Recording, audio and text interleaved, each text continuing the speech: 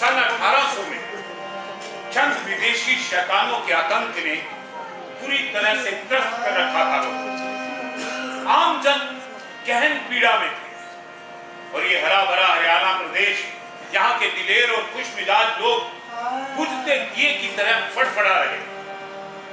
ऐसे में श्री कृष्ण की वाणी हरियाणा के हजारों किसानों, कारीगरों, सिपाहियों और जन जन में समा गए और क्रांति का एक सैलाब उफल पड़ा। क्रांति ईस्ट इंडिया कंपनी के खिलाफ, जिसने तोपों के बल पर छीन ली थी हमारी जमीनें, समाप्त कर दी थी हमारी स्वायत्तता और लौट डाला था हमारी अस्मिता को, हमारे वजूद को, हमारे धर्म को, हमारे ईमान को। सैकड़ों लोग शहीद हो गए। हरियाणा में जो कुछ भी सुंदर था, मनोरम था, सब इस जुल्म की आग में झुलस गया।